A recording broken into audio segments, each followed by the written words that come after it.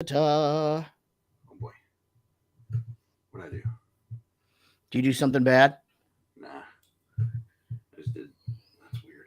You're gone. I'm gone? And you're back.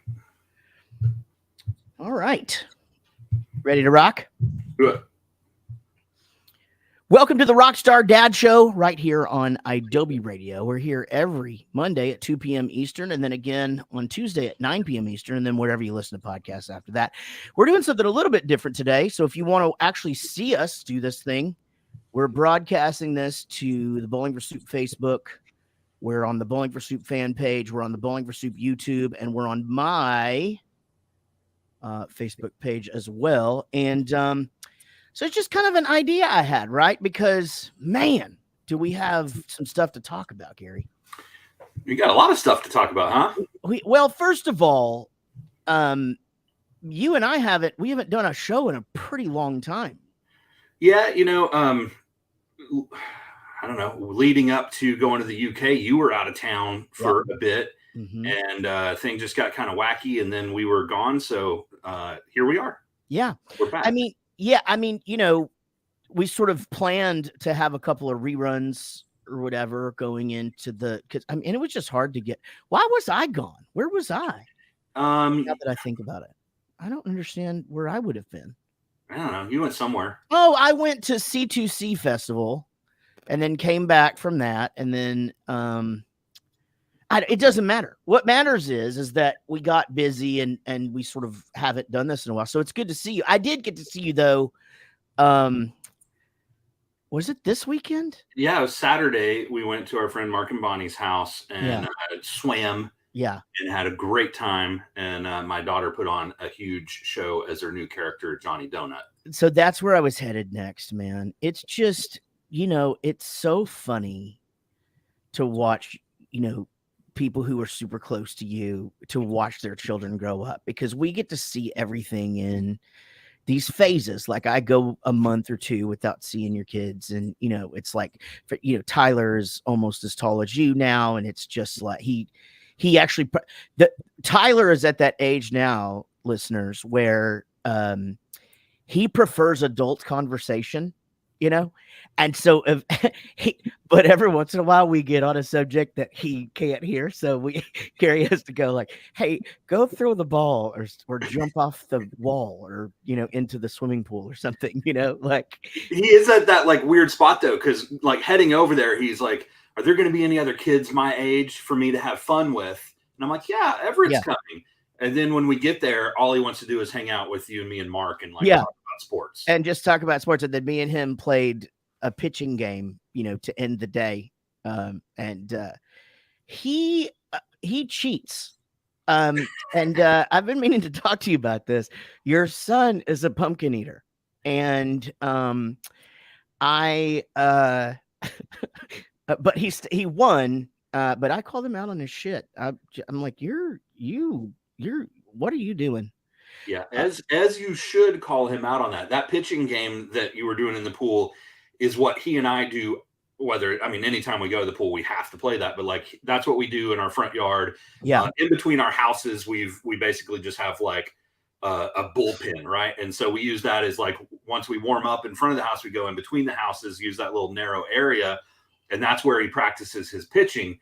And we do that pitching game, but like at a real distance for what he does in the games. Yeah. And his strike zone is much smaller than my strike zone. And there's plenty of times that I call him out on it. But he and I have fun with it. Like we bust each other's chops over it. Yeah. It's funny whenever Anik's dad comes to town, they have to have a shorter distance because, he's an older guy. He can't quite throw it as far. Yeah. But he fights with Tyler over like they get in arguments over it. And I'm like, he's a kid. Just okay. Yeah. No. That's what I like about him is you can just give him shit. Yeah. And of course, anytime I'm low and outside, I'm just like, that was a strike, Yeah. Do you get in like frog pose and like get down like a catcher, or like I can't do that anymore for that long? Nah, I can't do that for that long either. I've got horrible knees and I'm old and I'll pass out if I try. Same exact scenario. Exactly. But you know, I mean, I get back at the long distance, and like I'd rather him throw it a little bit high than hit the ground, right? Like if he's throwing a little bit high, that means he's working his arm out. But that being Understood. said, like instead of holding my glove here, I hold my glove down You low. hold it down there. Did you tell me? I can't remember if it was you or Derek that had to buy a catcher's glove because it was hurting your hand. I'm definitely thinking about that. Okay, that's what Derek had to buy a catcher's glove because Henry is throwing it so hard it was hurting his hands. I 100% understand. I believe Yeah, he man, well, we had it was a great time. But as I was talking about your children, when Mia was born, she really just only wanted mama. You know, if Anik was around, like that was it. And then when you were around, she only wanted you, you know. She's still like that. Like if mama goes to the store, the second she walks out the door, it's just like, I want mama. And I'm like, Oh, okay. I'm fun, you know, but yeah, hey, you know, if mama's at work for the day and we start the day with her gone, then she's happy with me and we go through the day. But like it's the process of mama leaving that she just can't handle still. Sure. I mean, okay, so I get that. But anyway, just the outgoingness of this child is like really the only it's Emma, you know, like it's how Emma was when Emma was that you remember, like she would fucking like one time in the swimming pool at your mom's, she made up a game show, you know, and like she hosted a game show for like an hour and a half, and we all had a blast. But it was having a blast. Also, I was just going, I can't believe what I'm seeing. Yeah, I know, but so Mia's new character is Johnny Donut, and she does magic tricks. And she does jumps, and it is when you nail the right video, it will be the biggest TikTok video of the year. It is the funniest shit I've ever seen, and she talks like she talks like she's a ringmaster at a circus, you know, like she's just bigger than life. I'm Johnny Donut. I mean, I don't know where she gets it, and then not that though. She just. What she's saying is hilarious, and what she's doing is attention grabbing and demanding, and she just has that. But it's also just hilarious because not only does she have that, but she knows that she thinks she's doing a show. So she's like, welcome everybody, and hit the thumbs up button and subscribe for more video. Like, you know, it's just amazing. She ends every one of her little tricks with that. Hit that subscribe button and subscribe to more video. I mean, it's like, so she's the generation that will never, I mean, unless you have one in your car, which we don't, like she's never going to know what a DVD is, you know, like ever. Like, Tyler sort of like had that when he was little, but and might not even remember it. I mean, my kids know what a DVD is and a CD, but Everett doesn't. He like if you said the word DVD, he would like right. I don't think he would know. He might, but I mean, he came in here one day, and I have a Jimmy Neutron shadow box that I made when we got that movie, and in it, you know, there's like a popcorn box from when we went and saw it at the theater, and then some of the toys I bought at Target and the newspaper ads and stuff. And then a little thing from the album. And then there's just a CD stuck to the thing. And one day he was in here and he just goes, "What's that?" like you know what a piece of a popcorn box looks like, but you know, like I don't know. It's a little bit odd, man. Well, anyway, it was a blast. Did you guys have a good Mother's Day? I saw that the wife had to work. Yeah, so I mean, we basically did Mother's Day on Saturday. So we had baseball games in the morning. Mia had a t-ball, Tyler had a baseball game, and then we came home and like I cooked brunch, and you know, we just kind of had a relaxing day at home and gave her some gifts and cards and stuff. And then we went to the pool that night and she had margaritas. So, you know, mom was happy at that point. Yeah. And, you know, so she went to work the next day and, you know, we still got like flowers and stuff for her that day. But, you know, we basically celebrated Saturday because she was gone Sunday. Yeah. Yeah. Well, that's good. Good. We, Casey's one thing to do was that she wanted to sleep in until she woke up. And then she woke up before me, you know, so like I couldn't even like get up and take care of shit, you know, like she was up at like 9 and I had planned to get up at like 9 and It just didn't work out. Anyway, when I got up, they were already on the couch watching TV, and so we gave her gifts and stuff, and then we went over to Amy and Derek's, and they watched this Formula One. And Everyone's watching that these days, and I mean, I don't get it. We watched the Mavericks. Mavericks won. I assume I went to bed last night. They were down 20 points. I'm assuming they lost miserably last night. Yeah, they did. They looked good in the first half and then just fell apart in the second half. You know, this Luka, he has that thing where he just won't let other people participate, you know. Like he just needs Shaq said it during halftime. Shaq was just like, you got to let others play, man. You know, or he kept saying, you got to let others eat. You got to let others eat, man. You can't. He goes, oh, actually, I forgot to talk. I forgot about this. He goes, Charles tried to do this, you know, and I'm going, okay, by himself. And I'm like, okay. But I mean, he did sort of have Danny Ainge and KJ and Marley, Dan Marley. And yeah, I mean, see, kind of wasn't by himself. And then he goes, and I tried to do it by myself down in Orlando. And I'm like, you had Penny Hardaway and Horace Grant. And I'm like, I don't know if that's really by yourself, you know? Yeah. But he is the only like legitimate all-star, you know, on the team. And he is sort of trying to do it all himself sometimes. But, you know, what are you going to do? Yeah. So this Formula One.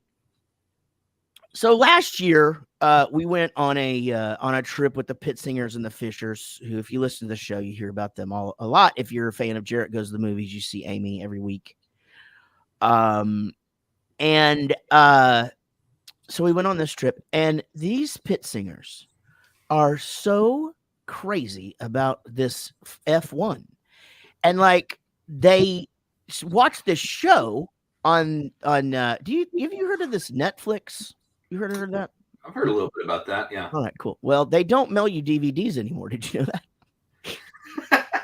You know, I think if I went digging through a closet somewhere, I probably still have one that needs to be mailed back. 100%. I have The Godfather 3 sitting right over there right now.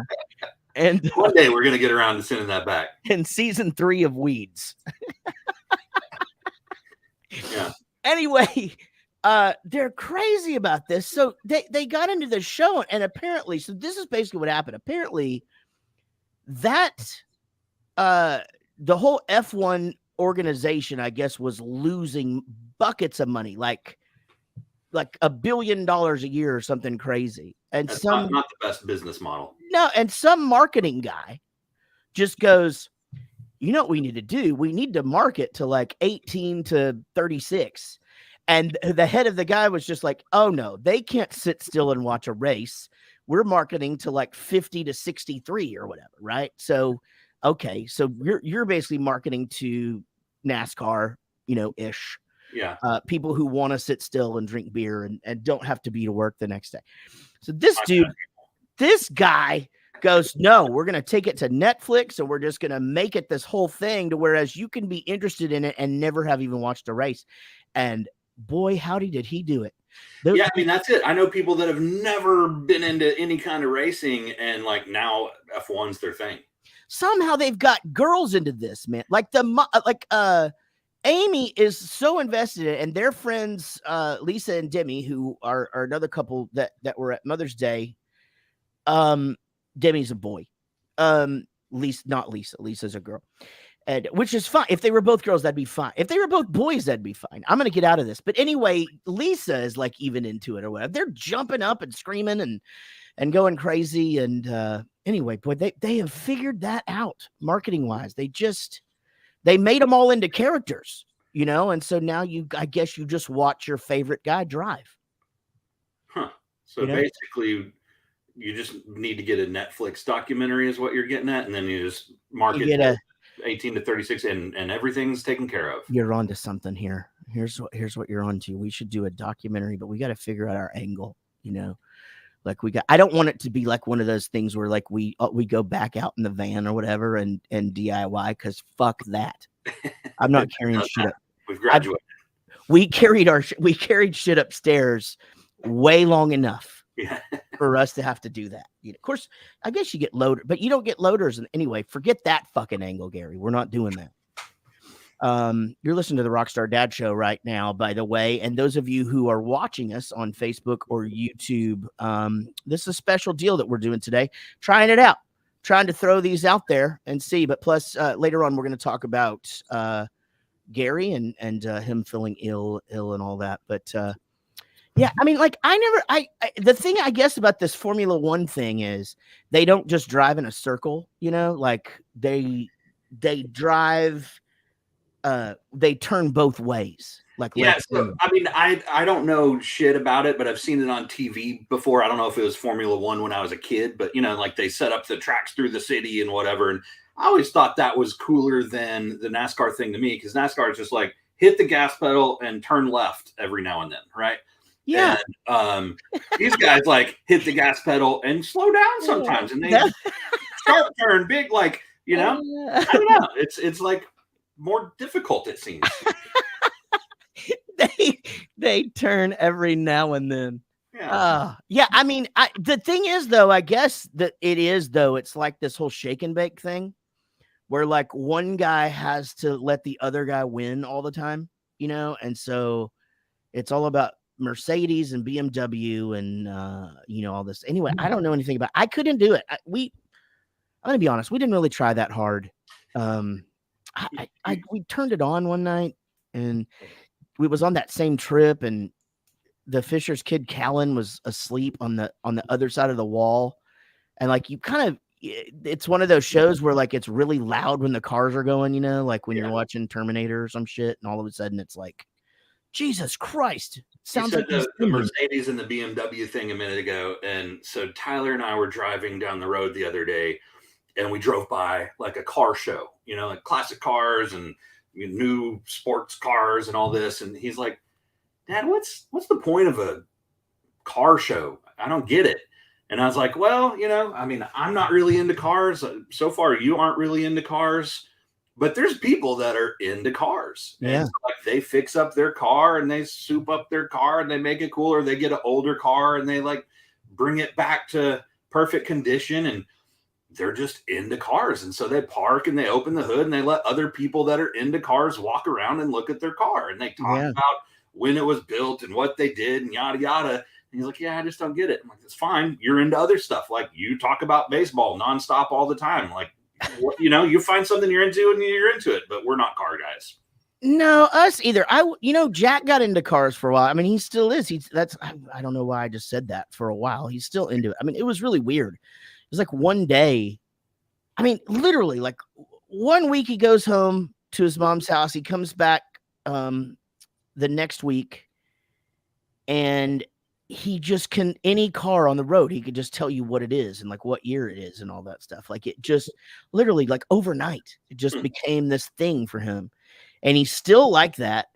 And his whole deal is he wants to move to France and design cars. So he's taking French, which I had a dream last night. I was back in high school and taking Spanish 3. And I was very unaware of Spanish 1 and 2.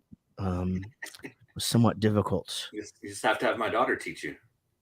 Oh man, I forgot about that one. God, it really does sound like Spanish when she's doing it, though. Yeah, my daughter doesn't speak Spanish yet. I think she may be doing the Spanish immersion next year. We've enrolled her, or we signed up for it, but it's like a lottery system, so we're waiting to find out. Anyways, you can just go, hey, Mia, speak Spanish, and she starts talking gibberish, and it's like, all right, she speaks Spanish.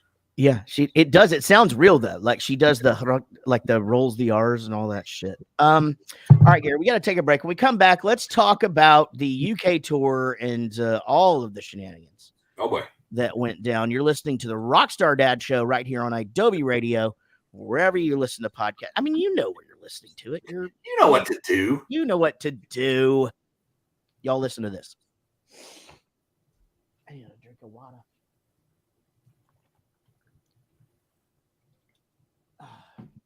Hey guys, in the if you're on Facebook and in the comments, we'll if we have some time after this next segment, we can get into like a Q&A or something. If we don't, but if you guys are digging this, just comment on the Facebook feed itself or the YouTube thing, and maybe this is something we could do when we do these episodes. Might be fun. Yeah.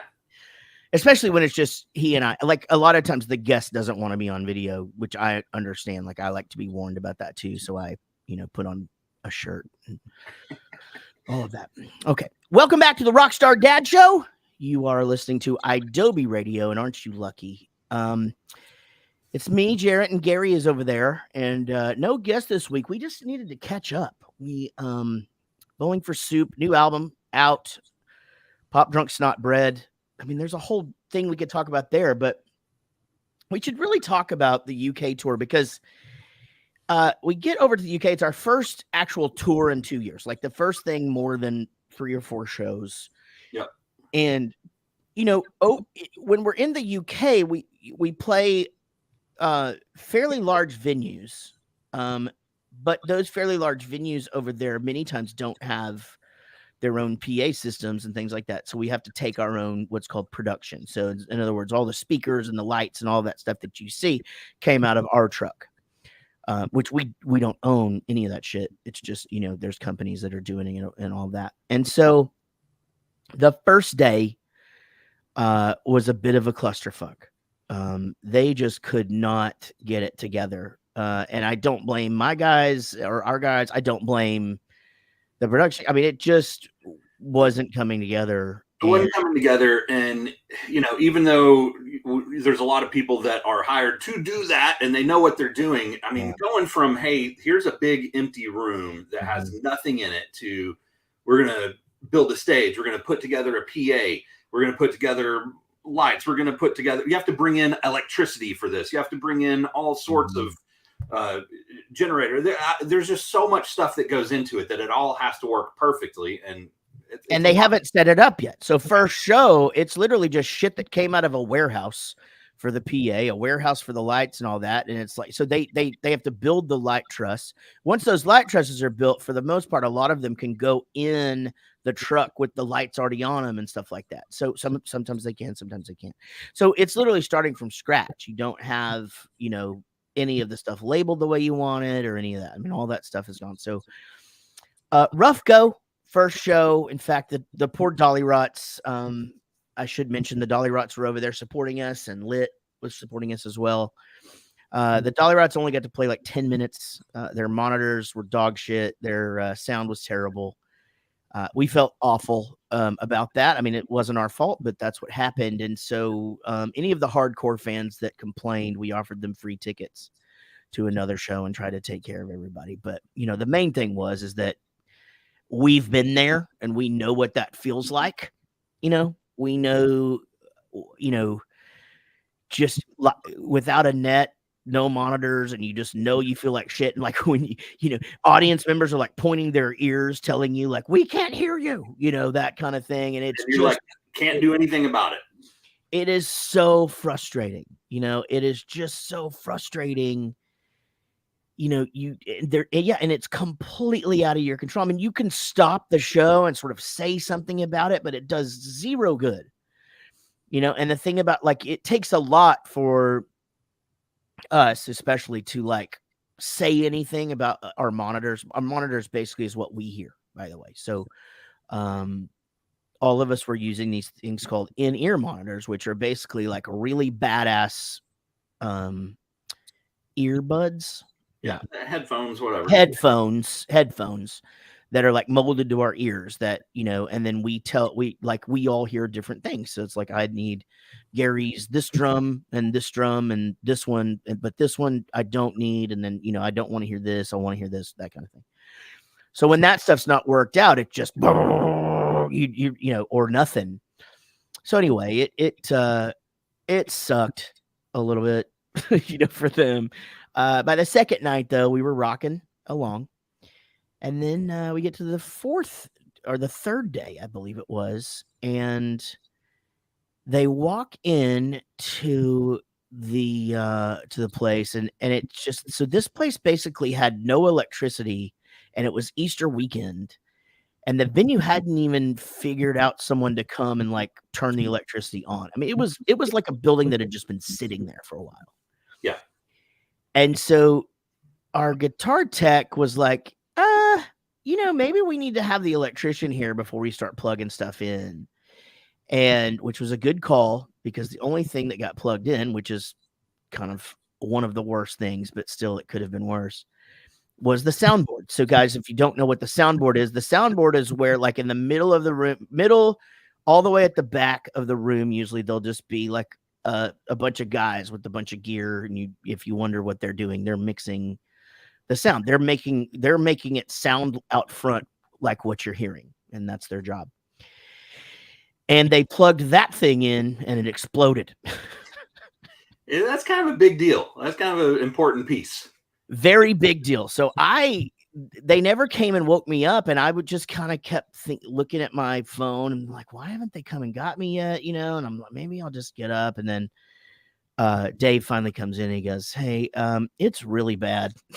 You know, like we don't have a mixing console. And so, yeah, we're just kind of waiting on one. So that one finally gets there. Now, that console is fine. It makes it through the dolly rots. It makes it through lit. Second song for Bowling for Soup. Some asshole launches a Jack and Coke into the air. It lands on the mixing board and like something out of a fucking movie, you know, like a sci-fi movie where like just sparks, you know, and there's a photo of like 6 guys with towels around this thing trying to dry it out, and they're literally blowing on it like to try and get that liquid out of those pots and trying to figure that thing out.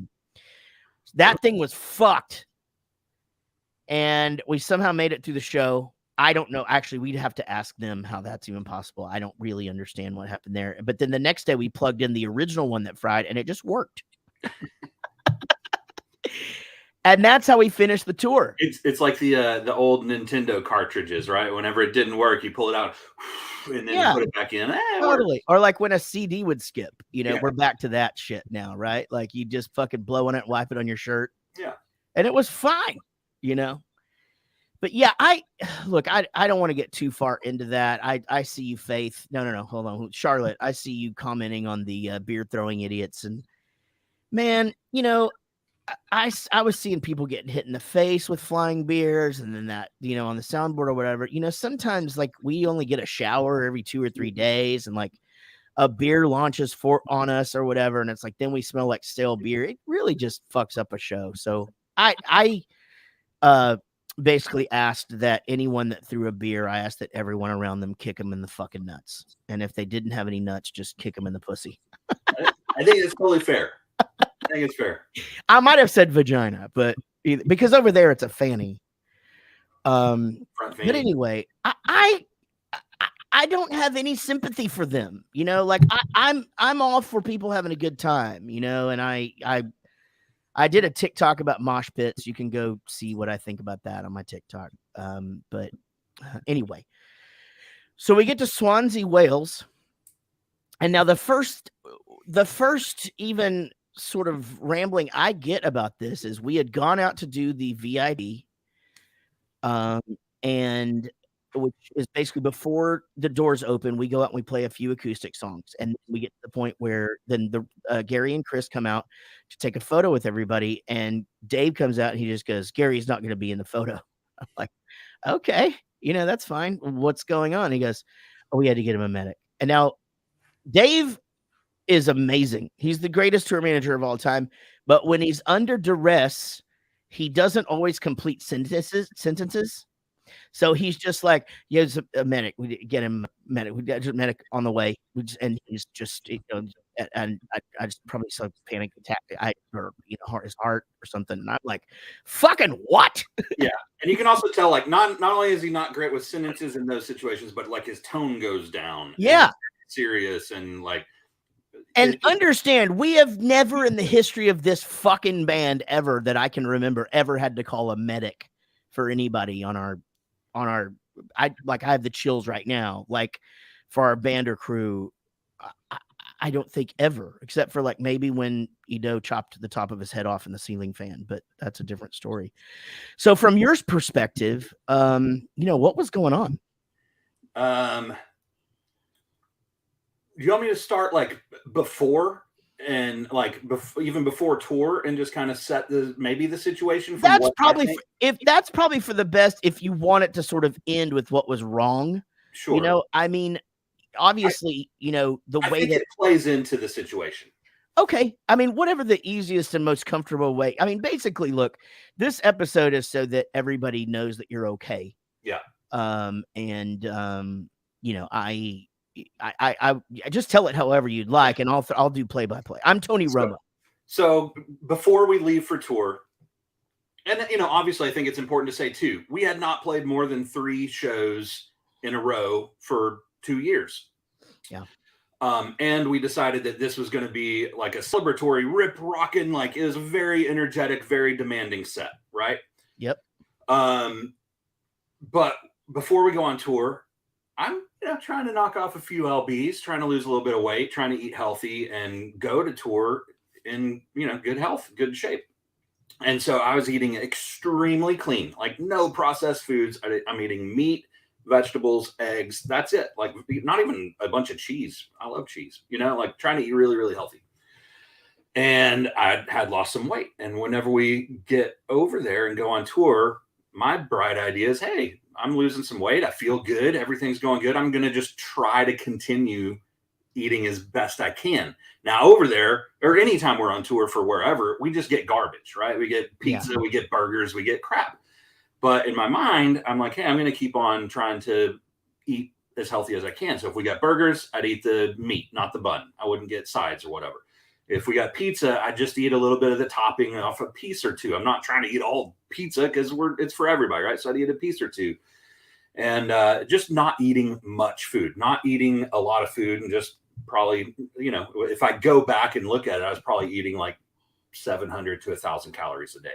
And sidebar, yeah, I mean, so essentially you went from eating clean to going to like keto or like Atkins, no carbs. Not enough, right? And not enough. Not enough. Oh, and so 700 to 1,000 calories, and then you left your watch on, and you were burning 1,000 calories a show. Yeah, whenever we do a show, my watch says like I run 4 or 5 miles. It's pretty demanding. So I don't know. And we're drinking too much. I thought I was drinking enough water because in the morning I'd get up and drink water and drink like an electrolyte drink, whatever. Right? I thought I was drinking a ton of water. So now that's just setting the stage, right? Not eating enough, physically demanding tour. And so the day of the Swansea show, I was feeling fine. We had Nando's. I had a couple of chicken thighs. And right before the VAP, I got on my computer and was doing a little bit of work. And while I was sitting there, I noticed my heartbeat was going high and just felt weird. And slowly I realized like my peripheral vision kind of just went in a little bit. And I was like, that's weird.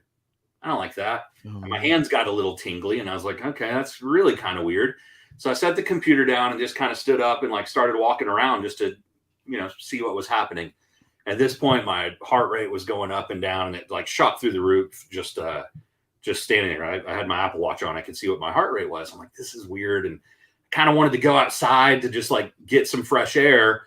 But then I knew I just wasn't feeling right. And I was like, well, if I go outside, no one's going to know I'm out there. I'm going to be by myself. I should probably just stay in this area. Mm-hmm. And kind of just went in like off our big room. There was a small room and kind of just sat in there and tried to have a little bit of quiet to myself and just still wasn't feeling well and getting jittery and my heart rate's going up. And I don't even know how to explain it. I didn't feel right. And that's when I told Dave, I'm like, hey man, something's not up, not right. Something's up. I don't feel good. And kind of just told him, he goes, okay, I'll get the medics over here to check you out. And like, while I was waiting for them to come over, it just was getting worse. Like my arms were getting jittery. My whole body was getting jittery, heart rates all over the place. And I couldn't think straight and got to the point where like, I really kind of couldn't talk and make sense. And it was kind of scary. Yeah. So the medics came over and, asked me and asked what's going on, how to eat and how to drink. They checked my vitals. They hooked me up to an EKG, and the EKG said I was doing good. Everything was fine. And they checked my blood sugar, and it was smack dab in the middle, of where it should be. So that was good. It wasn't like a blood sugar thing. And they probably said, you're probably dehydrated from everything that's going on. Mm-hmm. So they gave me a bag of fluid, and I started feeling a little bit better. Not 100%, but I started feeling a little bit better. And so then I just decided, hey, I'm going to sit in this room a little bit longer. At this point, I'm missing VIP. That's what's going on during all this. I missed the VIP. And I was like, I'm probably just going to sit here a little bit longer and, try to get my shit together and feel better. And I just couldn't get out of it. Like I felt better from the IV, but I never felt good afterwards. And heart rate was still kind of going all over the place, but at least like my head had came back and the jitters had gone away. And the EMTs, they kept on coming back and checking on me like every 30 minutes or so. And I was like, yeah, I feel better, but I don't feel great. I think at this point, y'all decided, hey, I wasn't going to play tonight. Y'all are going to change the show up. I'm just coming in every once in a while and checking on you. I'm talking to the EMTs as they're coming in and out, and then and sort of just having everybody like, I wasn't making a big deal about it, but I was like, if worst comes to worst, we're going to play acoustic as long as he's okay, whatever. But then the call had to be made at some point. Like, here's what we're doing, you know? And, so yeah, I mean, I was trying not to make a huge deal about it because I didn't want you like in that little room hearing us all a bustle, like trying to fucking figure out what to do because I didn't want to stress you out even more. But yeah, at that point, we're putting together a show. We're changing all of the graphics on the back. Dave Kai Piper, thank you. Figuring out what the fuck are we going to do to make everybody happy kind of thing. But I actually went out, before the show even started, and made the announcement. So I went out like when Matt Stocks went out and I said, hey guys, here's what's up. Gary is really sick and he's not going to be able to play tonight, but you're still getting a fucking show. And I think it was interesting because I think at that point there were a bunch of people that were bummed, obviously, because but I think those same people were like, okay, well, they fucking pulled it off, I mean, like we went out there and pulled it off, as you're back there just fucking, oh no, we had already sent you away by then. So keep going. No, I hadn't been sent away. So now like, no, I mean like before we started our actual show, gotcha. You were on your way. So probably like an hour and a half after I'd gotten the IV and, they said I should start feeling better like within minutes. And I did. It brought me down a little bit. But anyway, so probably about 30 minutes or an hour and a half after the fluids, IV fluids, man, it started creeping back in. Like my head kind of was getting tingly and, my arm started getting tingly and it just happened perfect timing that like it was right when one of the EMTs was coming back in to check on me that I felt whatever was happening creeping back. And I go, yeah, it's not good. I probably need to go to the hospital. Like I'm not feeling like it's whatever was happening is coming back. And the second time it was just 10 times more intense, worse, whatever you want to call it than that first one. But, my vision went tunnel. My head was tingly. My arms went tingly. My arms actually completely locked up. Like they were in this weird position like this where I couldn't move my hands. I guess before that, we had made the decision that I was going to go to the hospital and Dave was going to go with me. And you're like, hey, do you want Dave to have your phone so he can contact your wife or whatever? And I'm like, yeah, sure. And you go, what's your password so he can get into it? And like, I couldn't come up with it. Yeah. And then I was just like, on my face and it'll open, but like, I couldn't come up with the password. And it didn't matter anyway, because I had everybody's number. So it was like, my brain was not working in a normal manner. And then you just started fucking like shaking, like you, and your words were coming out like, and you're just shaking. And then the guy, is holding your hand and I've got my hand on your shoulder and we're like trying to get you to breathe and stuff. And like, you were full on, like whatever was going on, like it was not fucking good. We needed to get you to the hospital. Yeah. I mean, at this point, like I've never felt this before. It felt like electricity was shooting through my whole body and I couldn't move anything. And tunnel vision had gone completely away. Like literally the only thing I could do was hear you guys talk to me. Yeah. And I was completely out of breath, but like I could breathe. And that's it. I couldn't do anything. And you helped me, the EMT helped me like focus on getting that breath back. And so after that, we're going to the hospital, right? And so they said, we're going to call you an ambulance. And then they called an ambulance, and it was an 8-hour wait to get an ambulance. Yeah. And so luckily our friend Rodon James was there, and shout out to Rodon James, who came as a punter, came just to hang out with us and take some photos. And I was like, man, I know a dude with a car, who's here. And it's just like, and he didn't bat an eye. He was like, I'll pull it around right now. They got me to his car, got me in his car, and Dave was with me, and we drove to the hospital. And I'm in the back of the car, like, I'm sure he's like, this guy's gonna freaking die in the back. Probably like, the dude from my favorite band's gonna fucking die in my car, But thank you to him. So he drove me to the hospital. Dave walked me in. At this point, like, I still can't really talk and can't communicate right. So like, Dave has to go not check me in, like talk to the register desk, and say, hey, I've got this guy. And the confusion there is they're like, okay, well, what's your address? He's like, I'm on a tour bus, well, that doesn't make any sense to them. And he has to like go through this whole thing and explain it to him. But finally they're like, okay, we've got it figured out. He needs to sign this thing. I signed this thing, go sit in the waiting room. So I go sit in the waiting room. And, at this point, we don't know if I'm having a heart attack, if I'm having a stroke, like we don't know what's going on. Yeah. All of those things are possibilities. Yeah. And we sit in there for like 2 or 3 hours before anyone ever calls me back. And they call me back and they basically like check my blood pressure and ask me some questions. And then they send me back out into the waiting room. Okay. Sit there for another hour or so. Mm-hmm. Then they call me back and they do some blood work, and they do an EKG. And they go, okay, well, we've done your blood work. It'll be ready in an hour, but a doctor's not going to look at it for 8 hours. I'm like, wait, what? That's crazy. I'm like, if it shows something, like, should I talk to a doctor? We don't know. It may or may not show something. It's going to be ready in an hour, but you won't talk to somebody till 8 hours. Okay, that's crazy. So I go and I'm sitting in this waiting room. I'm starting to feel better on my own, but also just in this shitty situation of like, it's going to be 8 hours before I see a doctor and we don't know what's going on. At this point, I'm texting with my wife.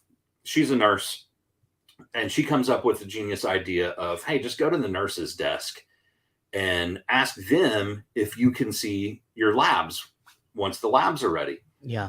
And that way, like, if I see them, I can snap a photo of them. I can send them to her. Her dad's a doctor. They could look at it and maybe go, oh yeah, shit's fucked up. You need to stay and see the doctor. Or yeah, whatever, get on the bus and head out, because the bus is trying to leave at this point.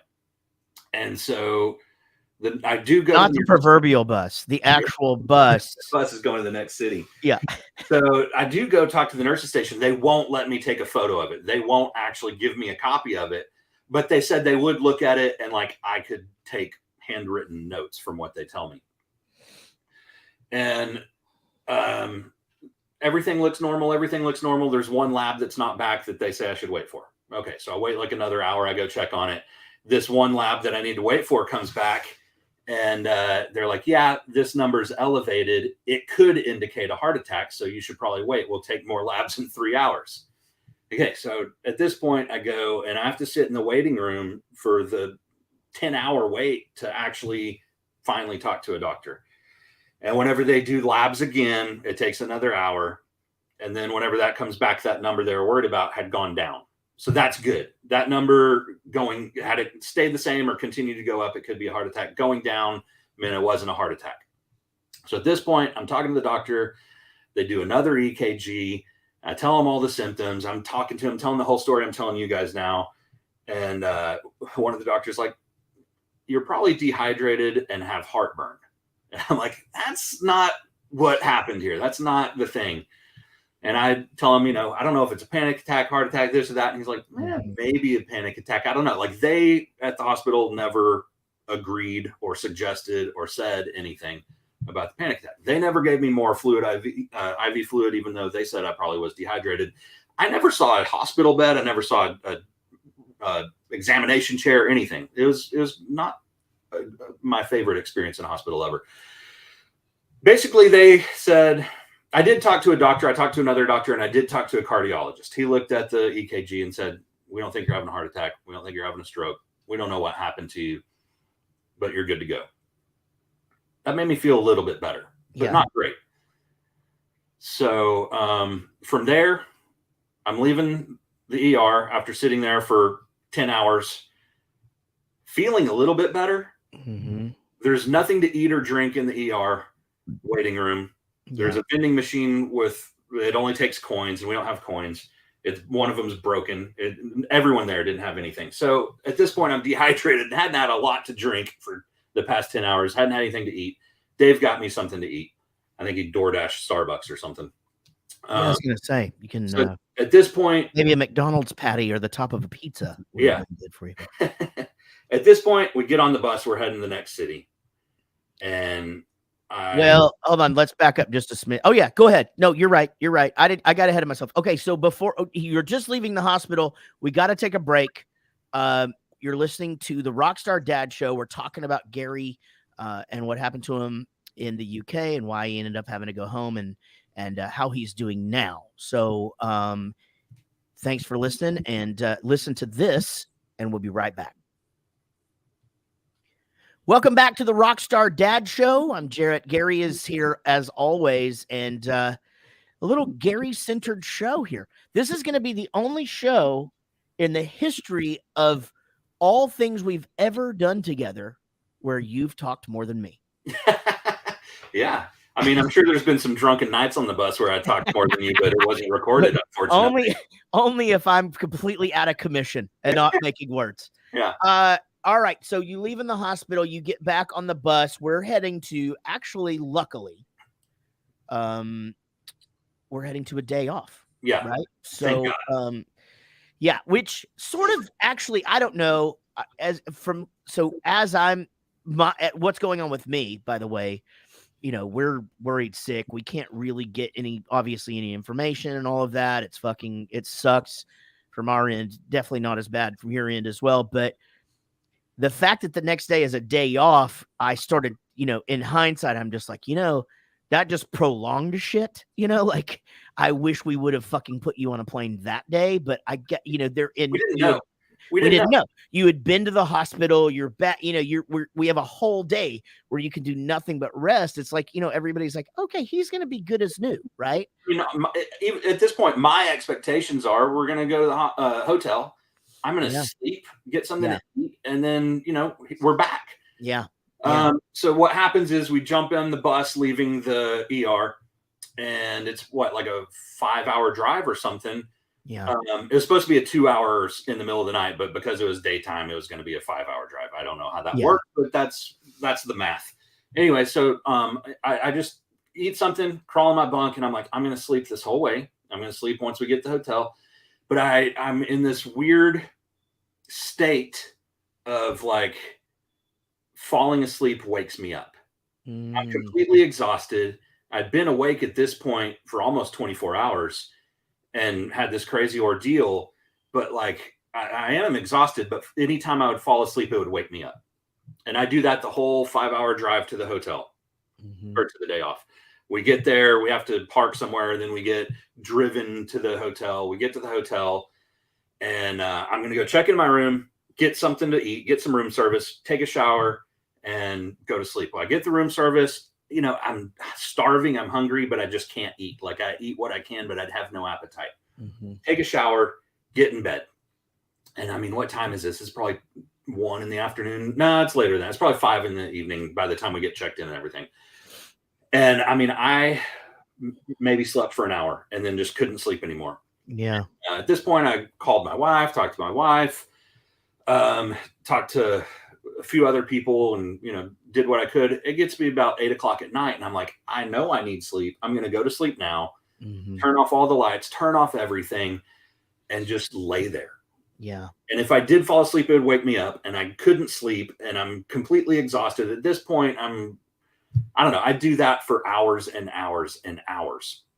while I'm doing this, what's going through my head is still don't feel 100%. If that thing comes back, whatever it was that happened, I'm in a hotel room by myself. That's not good. Right. I can't communicate like I couldn't. Can I get someone to come help me? That's not good. Right. Should I go to the hospital right now? I don't want to go wait 10 hours in a waiting room again. If this happens, can I get an ambulance over to come get me? I don't want to wait 10 hours for an ambulance. Like, just everything's bad. And I'm like, okay, if I can just get some sleep, tomorrow's going to be good. But if I can't get some sleep, if I still feel like this, I can't play like this tomorrow. Okay, should I cancel and take a day off and stay on tour until I can play? Should I go home? If this happens on a plane, that's not good. So I have just all this crap going through my head, and none of it's good. There's no good solution to any problem that I have. And I basically do that till about 6 a.m.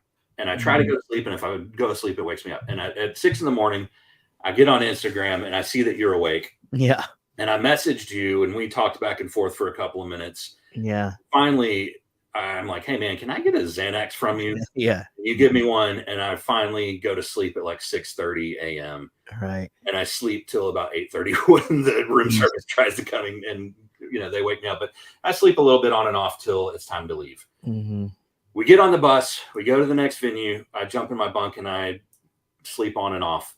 And I'm still jittery. Heart rate's going up and down, laying in my bunk. I mean, my heart rate should just be constant, and it's up, it's down, it's all over the place. I'm clammy, I'm sweaty, I'm not good. And Dave comes and talks to me. I guess everyone's wondering what's going on with me. No one knows what's going on with me. And so, yeah, because we don't know if you're asleep. We don't know when to go out there. Obviously, you're in the front lounge and in your bunk and all of that and just trying to rest. So it's just, we just kind of had a point of contact to be like, hey, can you go check on him? Kind of thing. So Dave comes and checks on me, and it's like, maybe we should do a COVID test. Who knows, right? Yeah. And so we do a COVID test. Well, that was from me, by the way, because I said, I had just found out that they didn't give you another bag of fluids at the hospital. And so when I found that out, I go, well, okay, but what did his COVID test say? And Dave goes, oh, they didn't give him a COVID test. And I'm like, fucking what? Yeah. And so I had them in my bag. And so he goes out and you guys do a COVID test. You're negative. Yeah, it's negative. So at this point, I kind of talked to Dave and he's like, man, just keep resting until VIP or whatever. Maybe he said I don't have to do VIP. I don't know I don't remember exactly the conversation, but I told him I'm an emotional wreck. I'm a physical wreck at this point. And I tell him, I'm like, I don't think I can play tonight. Like, it's just not going to happen. And I kind of break down and start crying when I tell him. Yeah. And at that point, I kind of tell him all the stuff that's going through my head, which is the stuff that I just mentioned. I'm like, I don't know what I need to do. Do I just need to keep sleeping? Do I need to, just not play until I can play, whether it's tomorrow, the next day? And then I told him the other things that are going through my head, which is like, the worst thing I can imagine, and I'm kind of choking up a little bit. Like, the worst thing I can imagine is having to go back to the hospital there and having to stay here. I don't want to do that. And then I was like, really, the worst thing I can imagine is just getting choked up now. But the worst thing I can imagine is going home and not finishing the tour.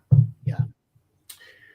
And, I tell him that, and I just go back to my bunk and try to get some rest. And I guess he tells you that. I don't know. Yeah. But he comes back to my bunk in a little bit, and he's like, we've got flights. We're going home tomorrow. Yeah. And I lose it again, whenever he tells me that. Yeah. Yeah, that's, there's just so much emotion, for you you've never left a tour. We haven't, we're together, like, you're my roommate, it was fucked, but also you had self-diagnosed, right? Yeah. And so you're terrified that's, of what's going on with you as well. You just have emotion wise, it's crazy, what had to have been going on in your head. And the idea was, dude, this is fucked. You need to be with your family. You need to be, and my thing is like, look, we can get him on an airplane. He can be home in 9 hours, or he can go sit in an emergency room for 9 fucking hours. And I actually said, I go, if it is a heart attack, they're fucking equipped on an airplane to just handle it. And then and that's a fucked up thought. You and I think a lot, and we get to the same places a lot of the times. And I'm sitting there thinking that too. I'm like, if this shit happens while I'm at a hotel or in at a venue, yeah, I'm an 8-hour ambulance ride or a 10-hour ER wait to see a doctor. I'm like, put me on an airplane. They've got a defibrillator there. Exactly what I said. Even if there's not a doctor on board, they know how to stabilize you and then if it's a life-threatening emergency, they just you're only over water for fucking 3 hours, like they just get you somewhere. So anyway, I know you got to kind of wrap up here shortly. So I want to get you to where you're home. Yeah, I get home. Dave went home with you. Dave was the best getting me home. Yeah. But I get home and home's the best cure, right? Like I get home and I just feel better. And a lot of the anxiety goes away, and I get home and he's like, do we need to go to the hospital? And I'm like, I feel pretty good right now. You'd given me a couple of extra Xanax for the flight home and travel home. Like, I feel good right now. By the way, I'm not a drug dealer. I just have these just in case, and I never take them. Yeah. But I get home and I'm like, I don't feel like I need to right now. And secondly, we're home. Like, if I need to get to an hospital, we can be at a hospital quick. Yeah. And so I stay home, I sleep. It's the first time I actually got sleep in days. And so I just feel better. And I wake up and I feel better. And I go through that day feeling better, thinking, okay, should I go to the hospital or should I wait till Monday and just go talk to my doctor? And this is Saturday, I think now. Well, anyways, I decided I'm going to feel good. I'm going to wait till Monday. And Saturday night, in the middle of the night, like I just don't start feeling not good again. And I think I'm going to chalk that up to the anxiety of the whole ordeal and getting home had gone away. But then I got home and that felt good. But then the anxiety of like, what the crap was that? I still need to get checked out. That started creeping in, and it started creeping in the middle of the night. Mm-hmm. So anyways, I don't go to the hospital that night, but the next day I do go to the hospital. And it's amazing the difference. Whenever I get to an ER here, I walk in and say, chest pain and heart rate. And within 3 minutes of walking in the door, I'm in a room and have an EKG and I'm talking to a doctor. But they rule out heart attack. They rule out everything. They do blood work. They go, yeah, you're dehydrated. I'm like, holy shit. How am I dehydrated? For the past 6 days, I've done nothing but drink water. How dehydrated was I whenever this thing happened? Right. Yeah. But anyways, this has now been weeks ago. I'm kind of fast forwarding. We've checked out a ton of stuff. I still have a couple of tests just to make sure. It seems like, and all my doctors agree, but we're going to continue to do a couple of tests just to rule out crazy, scary what ifs. Now we're ruling out what ifs. But at this point, it seems like I was extremely dehydrated, probably undernourished, getting too much alcohol in the system, and just completely ran my body down. I probably did have a panic attack. Mm-hmm. And the aftermath of panic attack and the aftermath of dehydration and the aftermath of alcohol withdrawals and malnourished. Yeah. And malnourished. All of those came together, and they're almost all the same symptoms. Mm-hmm.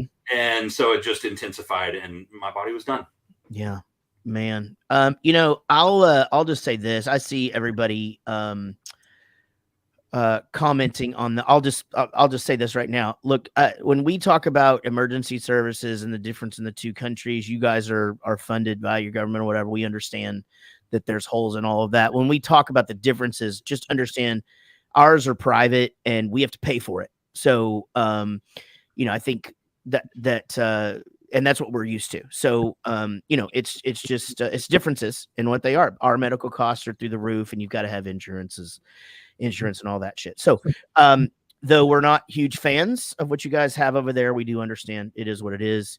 It's what I found out they do have private doctors and all of that stuff over there in the UK, but there's no private emergency rooms, which is like, private emergency rooms are on every fucking corner here in the US. Like we have private emergency rooms that aren't even hospitals.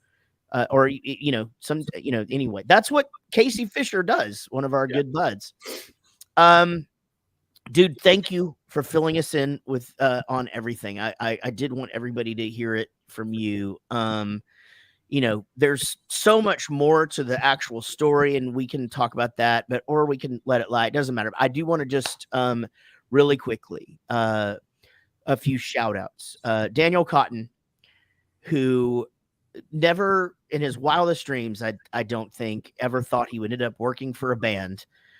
Was this kid that I met, and I thought it'd be fun if I gave him a chance to come out on tour with us and have some fun. And he has made himself into an asset for our band when we're in the UK. He stepped up. He did his job and Dave's job.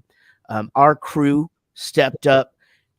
Every night I had some different plan as to what the show was going to be. They made it fucking happen every single night. No pressure on me. Like, it was literally, I'm making changes like right at the last minute, and this and this and this. Of course, Gary and Rob and I,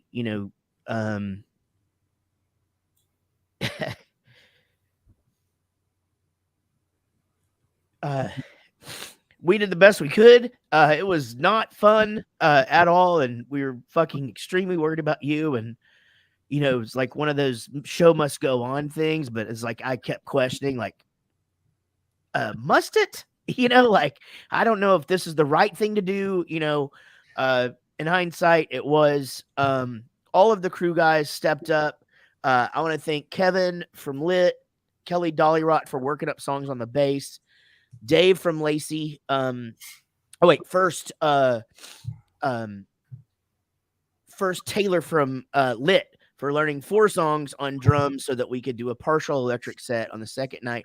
Dave Lacey from drum for working up the rest of the songs on drums and coming in and helping us make a show. And then just especially all of you fans for your understanding, for your support of Gary and of the band.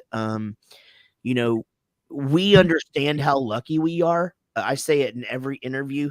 The longevity of Bowling for Soup is 100% as a direct result of the fans, of your loyalty, of your support, of your love for us. And, we fucking did it. And I'm just glad you're okay, buddy. Thanks. I want to say too, it's amazing that you guys were able to pull together a show and put on something different each night and come together and be able to do that. I know that y'all were stressed and worried, and that's difficult to do. And that is amazing. But I also, to your point, the amount of messages I've received checking on me, but also saying, hey, we missed you at the show, but the show was great. Unbelievable. And thanks to everybody. I'm glad that it's almost behind us. Just so you guys know, has there been a lesson learned? Yes, there has. We are, changing the way that we do some things. We're changing the way that, the food that's around for us, making sure that, but also more frequent days off. Last thing I'll say, days off used to be the devil. And that's a lot of that is my fault. They're expensive, and I'm a numbers guy. And when I'm away from home, I want to work so that I don't have to be away from home extra days. Because I've got kids and as do you. And so it's like, hey, if we're going to be out for 18 days, let's do 18 fucking shows, 23 shows with Forever the Sickest Kids in 2010, in a row. We're not superheroes, and I understand that now. And, it's sometimes it takes things like this to put shit in perspective and get us all to take better care of ourselves. So that's the plan, try and take better care of ourselves, and get some more sleep, more days off, and continue rocking the fucking world. Yeah.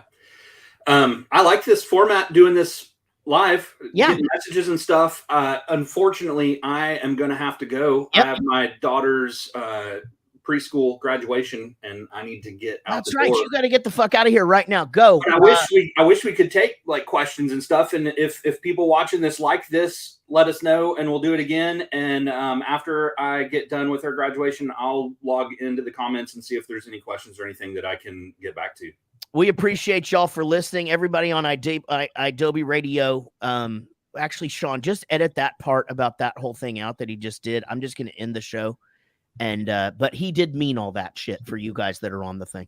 Yeah. You've been listening to the Rockstar Dad Show right here on Adobe Radio. Actually, fuck, I don't even say that because this isn't even on there anymore. Thanks for listening to the Rockstar Dad Show. We'll be back next week, and y'all be good. Later. All right, buddy, get out of here. Go watch your kid graduate. Thank you for your openness and honesty, and I love you. Love you, man. Talk to you later. All right, thanks, everybody. All right, for the rest of you fuckers, have a great day. It's Mental Health Awareness Month. I'm proud of everybody out there that is kicking ass and taking care of yourself. And, you know, I haven't gotten to do as many posts about things as I'd like. But you know, I'm doing great mental health wise, for those of you who are wondering. And I certainly hope that you guys all are all too. Everybody make sure you, if you liked this, go follow Rockstar Dad Show on Instagram and on Facebook.